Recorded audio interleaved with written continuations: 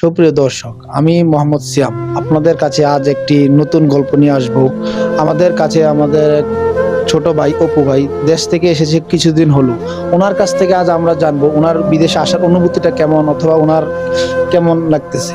আসসালামু আলাইকুম ভাই, কেমন আছেন? ওয়ালাইকুম আসসালাম। আপনি কেমন আছেন? ভাই আমিও ভালো আছি। আপনি দেশ থেকে এসেছেন কতদিন হলো? আজ প্রায় 25 or 26 ডে সামথিং। তো আপনি বিদেশ আসলেন, আপনার অনুভূতি কেমন, আপনার বাড়ির কথা কেমন মনে পড়ে, অথবা বাড়ির কার কথা সবচেয়ে বেশি মনে পড়তেছে আপনার? ফার্স্ট টাইম খুবই এক্সাইটেড ছিলাম।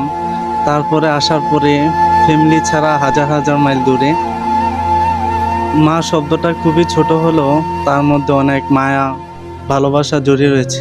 বিশেষ করে আমার মাকে খুব মিস করতেছি, আমার ফ্যামিলির প্রত্যেকটা পার্সনকে খুবই মিস করতেছি।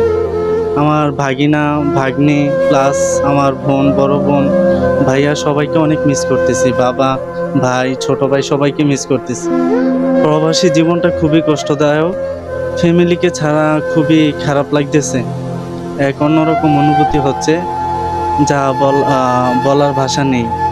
ফার্স্ট টাইম হয়তো ফার্স্ট টাইম যারা বিদেশে আসতো ভাবছে হয়তো আরে কত টাকা ইনকাম করে আমিও হয়তো একদিন ইনকাম করব, তাই জন্য নিজের দেশ ত্যাগ করে প্রবাসে আসছি।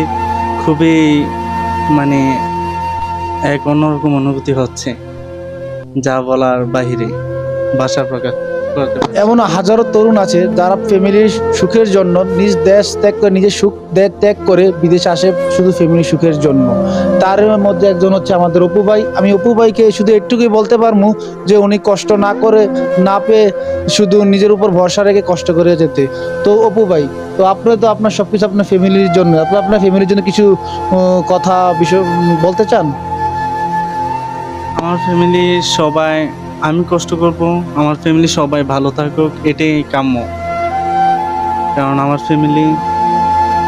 ফ্যামিলি সবাইকে আমি অত্যন্ত ভালোবাসি। আমার বাবা অনেক কষ্ট করে আমাকে লেখাপড়া করাইছে, করে এতটুকু পর্যন্ত আনছে। সবার জন্য কিছু করতে চাই, এতটুকুই ফিউচারে। আপনারা তো এতক্ষণ শুনলেন অপু ভাইয়ের কষ্টের কথা। এরকম প্রত্যেকটি প্রবাসীর জীবনে এমন, শুধু নিজের সুখ বিসর্জন দেয়া, শুধু ফ্যামিলির সুখের জন্য এই দূর প্রবাসে চলে আসে। 12 ঘন্টা 14 ঘন্টা ডিউটি করে শুধু প্রবাসীদের জন্য, নিজের ফ্যামিলির জন্যই সুখ আনতে এই প্রবাসে থাকে। সো আমরা সবাই একটাই সকল প্রবাসীদের জন্য দোয়া করব, যাতে সকল প্রবাসীরা ভালো থাকে এবং টাকা পয়সা যা ইনকাম করে ফ্যামিলিকে ভালো রাখার জন্য, এবং সেই ফ্যামিলি ভালো থাকে। আমরা সবাই এটাই কাম্য করব।